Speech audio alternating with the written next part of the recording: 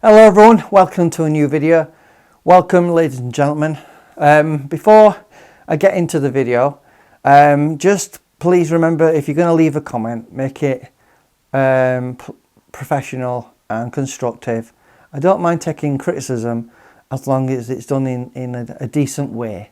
I don't want to hear any sort of abusive language. The reason for me doing this video pretty much is I received a few negative comments on a few of my last videos because I got the information wrong.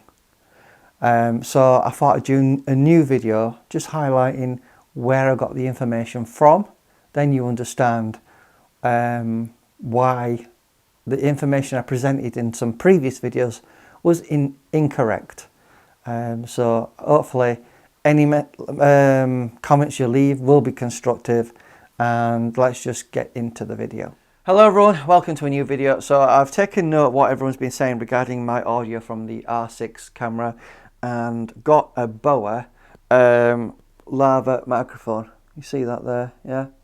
So yeah, I just wanted to get a new microphone so you guys, so you can see if it's a lot better, and hopefully you find this informative. So this is video, full disclaimer, everything I say is going to be alleged, my own personal opinion, and if you don't want to hear me rant about some YouTubers, you might want to skip this video and watch something else. So full disclaimer everyone, guys, go and watch something else if you don't want to listen to me rant about certain YouTubers that get things wrong or don't do a good review. Okay, so this is all about photography YouTubers. So hopefully you find this video interesting to listen to.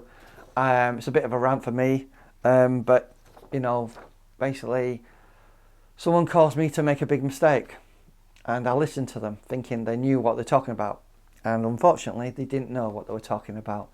So I'm going to mention who it is. The Ordinary Filmmaker claims to be a filmmaker.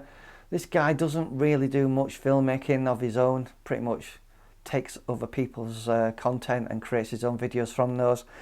There's nothing wrong with using other people's material from time to time, but if you use their content all the time, it says you can't create videos. Anyway, the Ordinary Filmmaker came back at me with a response, and I will read it out. Let me help you understand some legal concepts, he says. Reporting news is not stealing, he says. Reporting leaks is not stealing, he says. If it was, the whole news and entertainment industry would be in trouble. Please educate yourself. Furthermore, do you know the editorial directors of Canon Rumors and the Camera Insider? No, I don't think so. I do, and we get along well. If you're going to throw stones, at least know your info. Well, Mr. Ordinary Filmmaker, if you can't get your facts right, how can you claim to be someone of some substance and integrity if you can't get your facts right? I came back with a response on this.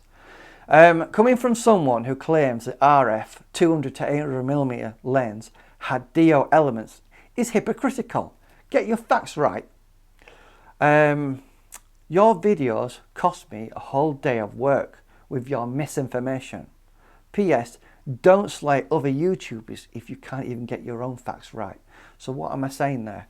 Well, basically, many months ago, the Ordinary Filmmaker was taking the piss out of someone who claimed that the Nikon Z8, I think it was, had a stacked sensor, and he was basically slating him for coming to this conclusion.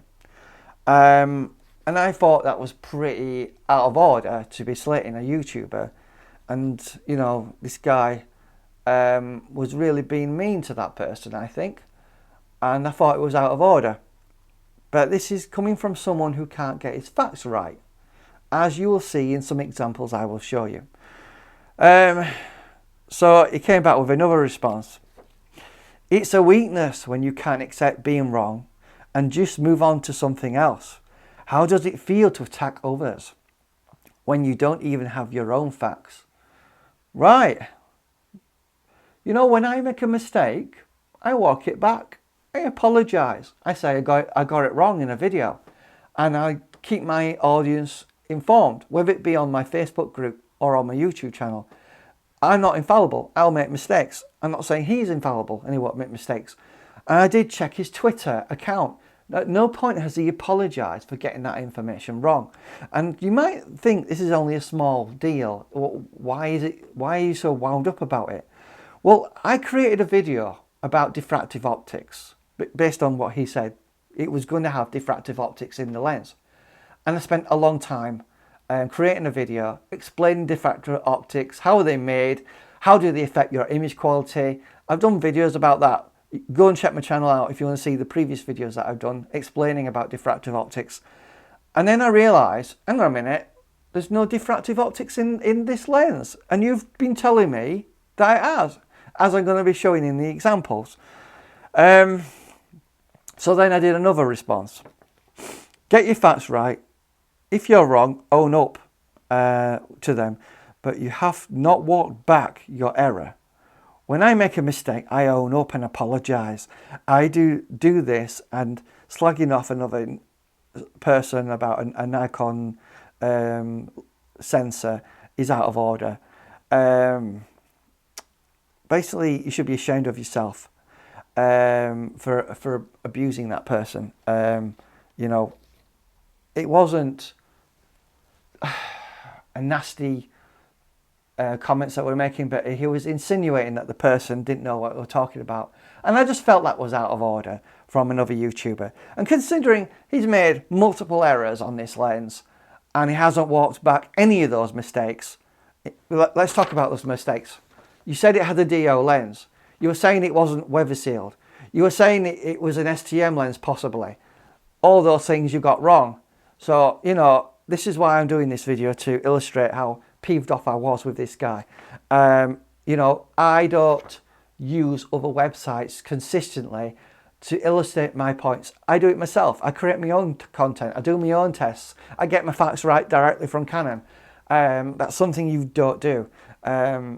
It's all right to make mistakes.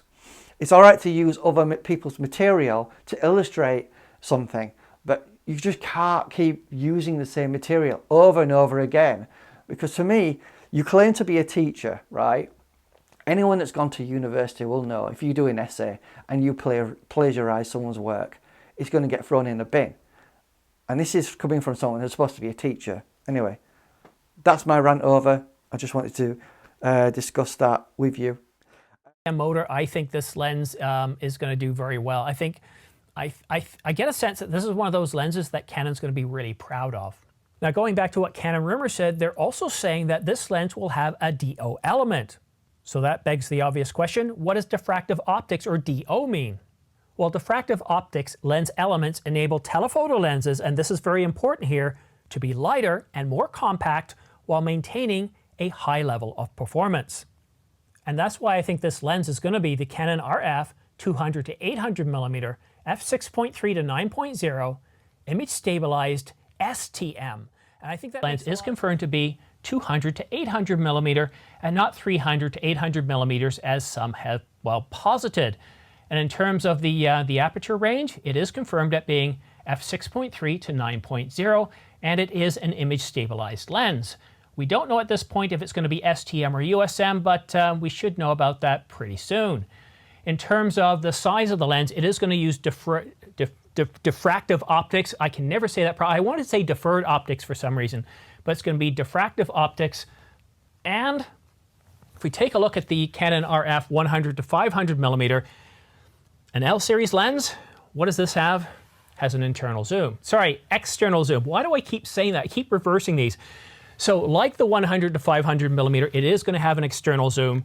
And one of the reasons I brought this prop out here is because I wanted to make sure I said external zoom. And sure enough, I went ahead and said internal. So to confirm, and as I have here on the side third here, it is going to be an external zoom. So the reason for diffractive optics is to create a more compact and lightweight lens. And I'm definitely in favor of that. While this lens certainly feels, the 100 to 500 millimeters certainly feels a little bit cheaper than some existing EF lenses, When you're holding that lens handheld with the image stabilization, it's a truly incredible experience. And what happens with these materials, they're not designed to be cheap, but they are designed to provide impact resistance and other things. And of course, the aperture range is dialed in at 6.3 to 9. There are some interesting things about this lens, though. It is not an L series, but it gets the white paint treatment, and it has deferred optics. Sorry, I mean diffractive optics. And when a lens has diffractive optics, it's not an L series. It's either an L series or it's diffractive optics. And if it's diffractive optics, it doesn't have, well, the other L series capabilities. And also, this lens apparently isn't weather sealed. So what does it look like? Well, Canon Rumors posted an image of the lens, and I gotta warn you here, this is a pretty bad image. One last thing. He's been doing a giveaway for 3 years, and he still hasn't reached his target of 100,000 subscribers. And I'm getting sick and tired of seeing that R5 advert he keeps putting in the front of his videos, and it's like, don't you think it's time you gave that R5 away to someone? I think it's ridiculous and outrageous that you're still doing a giveaway 3 years after you started your YouTube channel. I think it's ridiculous. I have another YouTube channel called Yorkshire Koi. It's a pond-based channel. Check it out if you would like to. I've done giveaways, and the longest I will let someone wait is 1 month. I don't think it's fair to have people waiting around. But you are making them wait over 3 years, and you're only halfway there.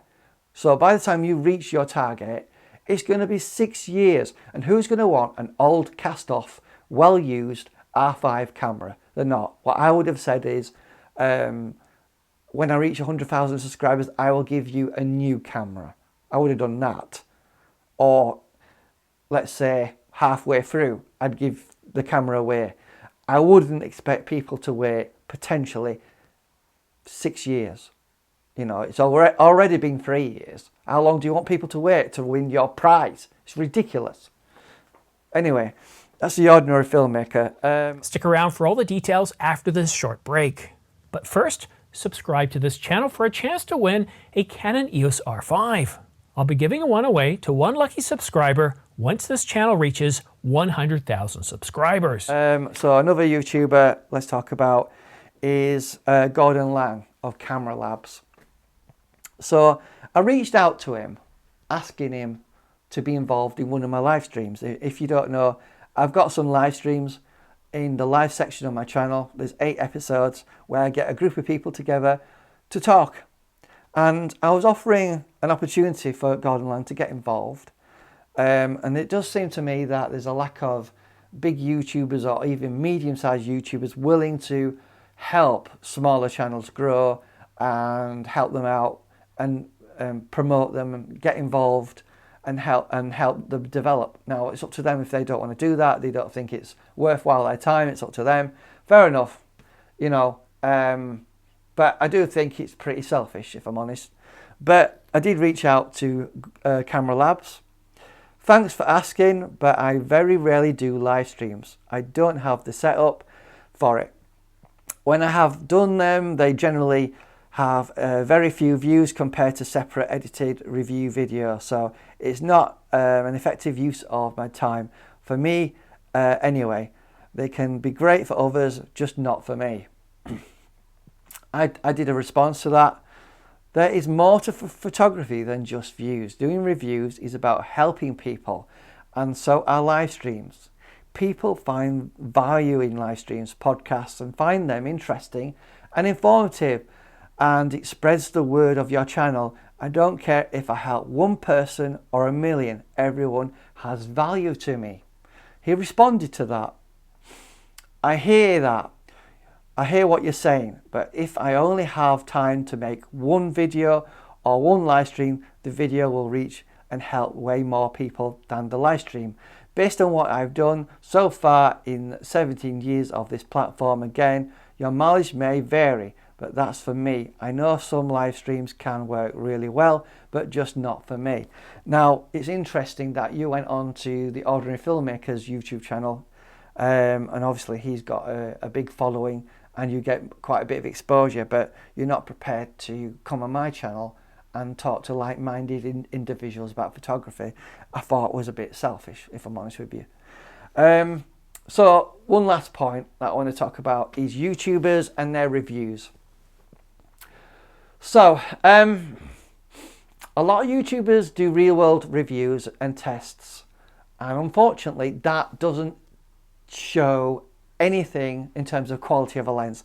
I know Jared Pollan recently did a video of the Sony 300 2.8 new lens, and also took out the Canon 100 to 300 2.8 RF lens, and he took real world tests of a baseball game, but you're not showing quality. You're not showing us each lens versus each other, which is better than the other. And how do you do that? Well, you need to do a controlled test indoors, in a controlled environment on a tripod, shutter release, take images from both lenses of the same place, the same, whether it be a lens test chart or a static image of a model of something, just to show us how sharp each lens is at different apertures, different ISOs, so we can get a grasp on how sharp that lens is. And there are some people that have done that. Christopher Frost has done that, Dustin Abbott has done that, and they do some really good tests. Don't get me wrong, I've had my misunderstandings with Christopher Frost, but at the end of the day, he does good reviews, and he actually has lens test charts that he compares lenses on, and that's a good way of testing lenses, as I do with lens test charts and static images indoors. However, there's a lot of people who go outside to test lenses, and I think their tests are flawed and pointless and ridiculous, and I'll tell you why. Because you've got heat haze, you've got cold thermal temperatures, you've got pollution, atmospheric conditions that affect your images, and long distances. All these things are affecting your image quality, and you can't judge how good these lenses are. You know, I remember Toby Rec, a YouTuber, who did a comparison between the Tamron 150-600 G2 versus the Sigma 150-600 Contemporary, and he took a picture of a building that was like a mile away. That test is pointless because the atmosphere is affecting your image. You can't judge which is the better lens.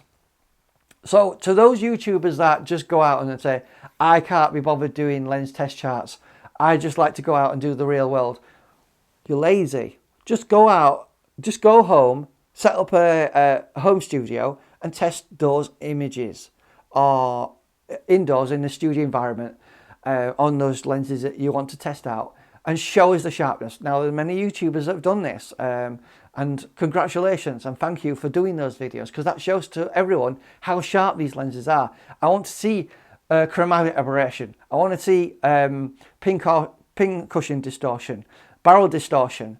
I want to see vignetting, how these things are all affected in those lenses, on lens test charts, on static images indoors. Whichever you decide to use as a way of testing two lenses versus each other, we need to see those examples. Just saying I don't do that and I go and do real world tests just says you're lazy. Please don't be lazy. Get the lenses indoors where you're not having the atmosphere interfere with your image results. So many people put out videos like that, and I just would like to say to you, stop being lazy. Do lens test charts, do single model tests, and just show people how sharp these lenses are. I don't think it helps anyone taking pictures outside where the atmosphere is going to affect your images, where heat haze, where cold updrafts, like on a big lake, right? You have so much variable temperatures on a lake because of the cold water affecting the air. It's no way of testing two lenses against each other. If you want to find out how good your lens is, don't go out to a park where there's a lake and take pictures. That won't tell you how sharp your lens is. You need to be indoors, away from the atmosphere, outside, at shorter distances, and then test those different lenses out in a controlled environment. That's key. You want to be able to control your environment, and to do that you need a place where you can test those lenses out that ain't going to be affected by heat, haze, cold drafts, wind, rain, pollution, and other factors that may play in to testing those lenses. So please just go outside and test those lenses. Sorry, not outside, indoors if you can, and then that'll show everyone how good the lens is. Sorry about the rant. I know I've gone on a little bit. Thanks for watching, and I'll see you in another video. Bye bye.